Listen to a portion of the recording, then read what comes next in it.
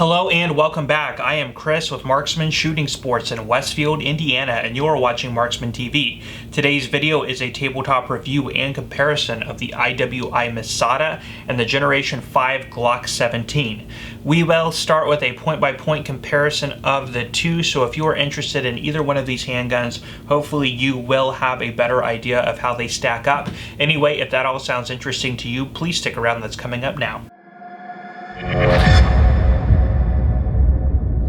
Okay, so starting off, the premise of this video is the Masada, in my opinion, is going to be a little bit of a game changer. There is not really a lot of innovation that has come into this, but the interesting or sort of the brilliance of this is they've taken a culmination of different really good features of other designs that have pre-existed on the market, put them all into one package and made it really affordable. So the IWI Masada is going to retail in about the $450 range, whereas the Glock 17 Gen 5 is in about the $550, $560 range, depending on where you find them, time of year, that sort of thing might vary. So it's about $100 cheaper. Also, a lot of the other polymer frame handguns that have come out, like the FN509 or the FNS, the Beretta lineup, of course the Glocks, the M&Ps, the XDs, typically you find the polymer frame handguns like the SIG P320 in about the $500 range. So the price point is really good. They did get it down, like I said, to about $100 below that, and at the same time added in a bunch of features. So I will go through those. But anyway, that's sort of the premise of this video. So let's get into an unboxing of the two, then we'll move through the specs. Starting off with the unboxing of the Glock 17, of course, it comes in the standard Glock hard case. Here is the handgun. It does have one 17-round mag inserted and comes with two additional magazines. Speed loader, interchangeable back straps, paperwork, and all that stuff, and that is what comes with the Glock 17. So the IWI Masada does come in a cardboard box, which we will open up. Paperwork, instruction manual, information, and all that right here. Here is the firearm, and it does have one 17-round mag inserted and comes with one additional 17-round mag as well. Both floor plate stylizing is the same. You do get two interchangeable backstrap panels here. Changeable rear optic plates, which I will explain a little bit about that here in a minute, and then the cable lock here. Okay, let's go ahead and look at the specs. So starting here with the Masada, it does have a barrel length of 4.1 inches, whereas the Glock 17 has a barrel length of 4.5 inches. The Masada is a total length of 7.25 inches, whereas the Glock is 7.9 inches, so just a little bit longer. The height on both is the same though, at 5.5 inches tall. Okay, let's go ahead and take a look at the unloaded weight, starting here with the Glock. And we are at 1 pound, 9.1 ounces. The Masada. 1 pound, 9.6. So we are about 0.5 or about half an ounce heavier on the Masada. Not a huge difference, but there you go for that. Okay, let's go ahead and take a look at the slide, starting with the Glock. So this is machined from a single piece of bar stock and does have an NDLC coating. That was one of the updates on the Generation 5. It's an ion bond product. You do have slide serrations in the back, but not the front. The sights are in the traditional Glock U-dot configuration. The sights are polymer in construction. The rear is drift adjustable for windage, but the front is not. You can remove the sights by drifting the rear sight out. You need a correct hexagonal wrench or a Glock sight tool to remove that front sight if you want to do sight replacements. This does have a loaded chamber indicator, but it is a tactile loaded chamber indicator only, where the extractor will protrude just a little bit and you can feel a ridge when there is a round loaded into the chamber. Of course, you have your Glock Generation 5, Glock Model 17 made in Austria, and caliber roll marking designations there on the side. Okay, now bringing in the Masada, this is also machined from a single piece of hard stock. It does have that sort of black oxide type finish on it. It does have serrations on the front and the back. Now, of course, those front slide serrations good for any type of press checking, and you also have nice beveling here at the front as well, which we also saw on the Generation 5 Glock 17. Now the sights are in a 3-dot configuration. The sights are polymer in construction. One thing I do like about the sights is they do have a little bit of a taller profile, so if you do get a threaded barrel and run a suppressor, you can see that the sights are going to, for the most part, clear that optic. You don't need to get those tall sights, so that's one thing to consider there as well. Now, one other interesting feature about this as well is it does have this little plate that is polymer that you can remove, and like those little plate adapters that we saw in the box, you can use those to run any type of red dot optic that you like. So that is a nice feature right out of the box on a $450 handgun. Most other products like the Glock MOS, Canik TP9 SFX, the M17 from SIG, or any of those X5s, anything that runs a sort of an optic plate here in the back, that's usually an upgrade of about $100. So it's nice that that comes standard on a $450 handgun. Now, of course, you have your Masada roll markings here, as well as the caliber designations here on the barrel. Now, this does have a loaded chamber indicator that works both as a tactile and a visual indicator. So the extractor does protrude open, which will allow you to feel that when there's a round chamber. Also, if I can show you this clearly enough, you do see it's red there. So you do have that visual cue on the side when you have a round chambered as well. Okay, let's go ahead and take a look at the trigger pull weight, starting here with the Glock 17. And we do have a pull weight of 4 pounds, 15 ounces, so just shy of about a 5-pound trigger pull. And bringing in the Masada.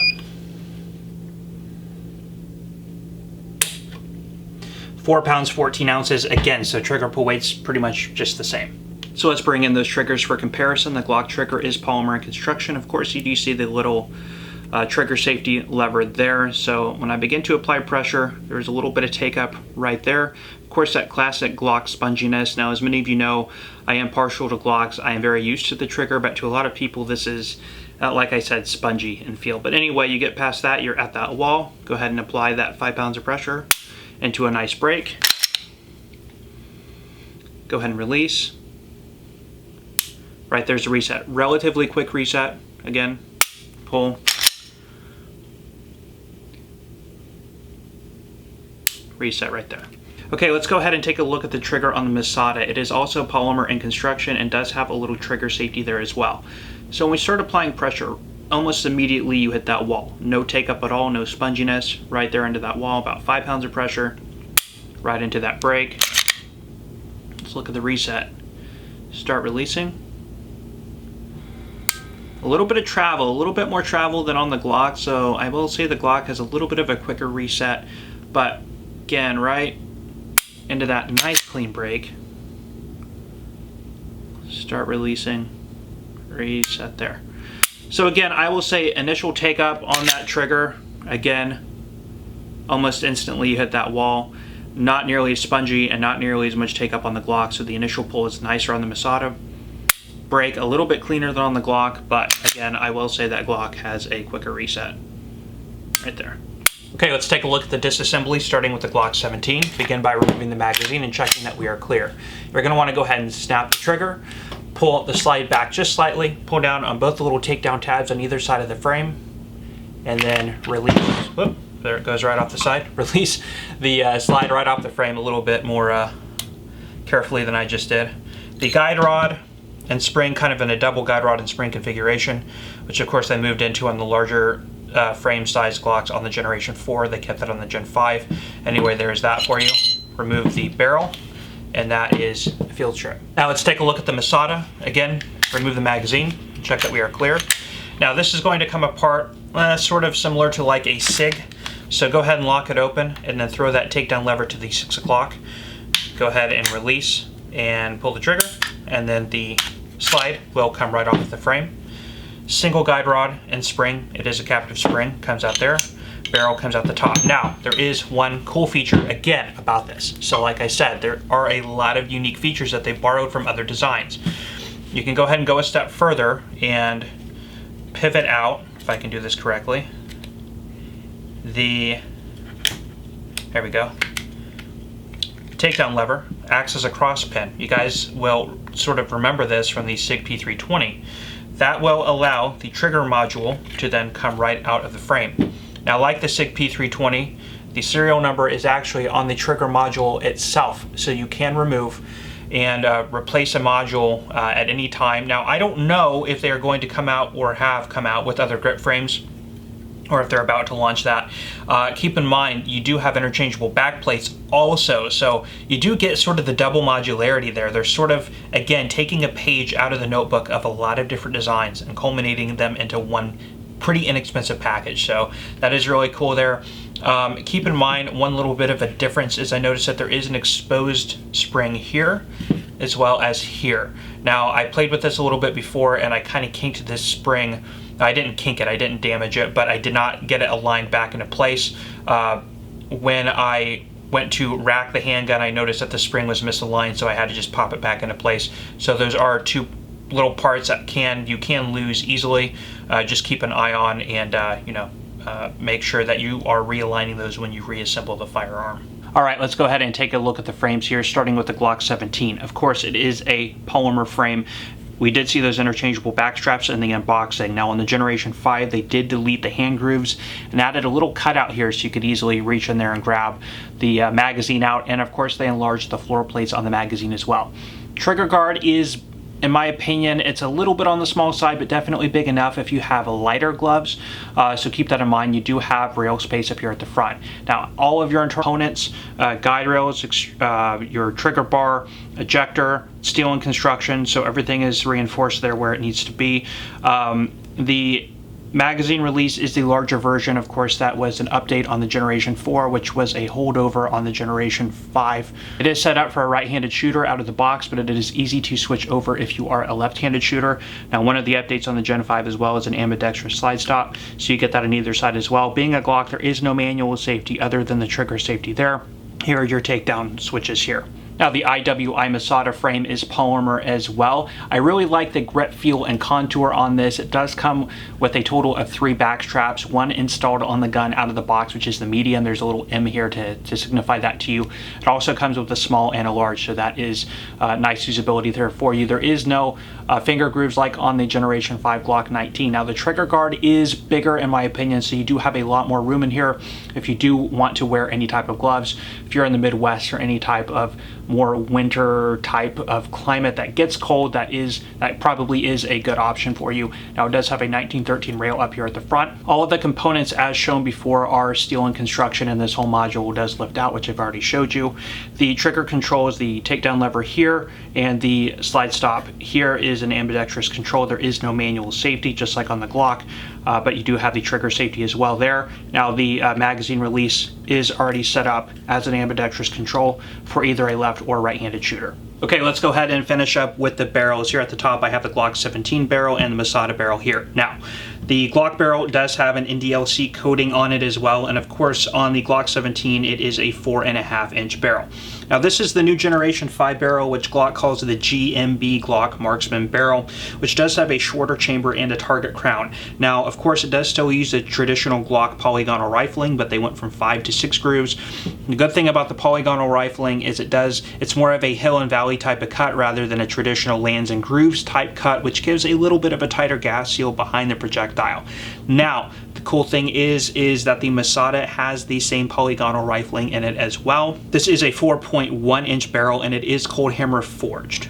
Okay, let's go ahead and go over a couple takeaways here before we close out the video. So as I've mentioned before, I am pretty impressed with all of these sort of, again, I wouldn't call them innovations. I would say taking really good and clever design elements from previously designed handguns from IWI's competitors and encompassing them into one usable package at a heck of a good price for what you're getting. Again, the Masada is going to be at about $450, whereas the Generation 5 Glock 19 is at about $100 more than that at about $550. Now, whether you like Glock or not, Glock has been sort of one of the kings or one of the top placeholders in the polymer handgun lineup, at least since the 1980s when Glock entered this scene. I think that uses the Glock as a good standard for comparison for this. At a price point level for all the sort of add-ons that you're getting, the optic plate on the back, the taller windage adjustable sights, the front side serrations, the fully ambidextrous controls, the nice and very usable trigger at about 5 pounds with the trigger safety. I'm sure they will probably come out with thumb safety options maybe in the future.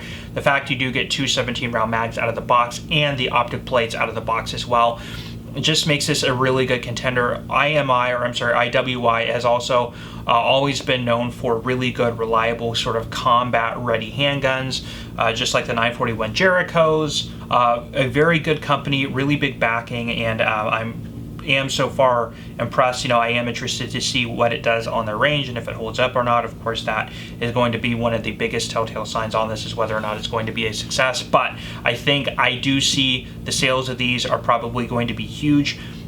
really undercutting the competition in terms of price. We are seeing currently on the gun market a big loss in demand, so innovations like this, competitive pricing options like this are going to be crucial. Hopefully that other manufacturers are then going to have to sort of play ball with IWI with this Masada offering and offer more innovations, more features, and a cheaper price point, which of course is the beauty of competition that all of us gun aficionados get to enjoy. But anyway, I have high hopes for this. It's one of the sort of newest offerings that I've been most excited about. So again, and I am a huge Glock fan, so I am saying that with a heavy heart as a Glock fanboy, self-proclaimed Glock fanboy, that I think the Masada not only is going to give Glock a run for its money, but other manufacturers' products as well. So really well done, IWI, and sort of the features and the price point.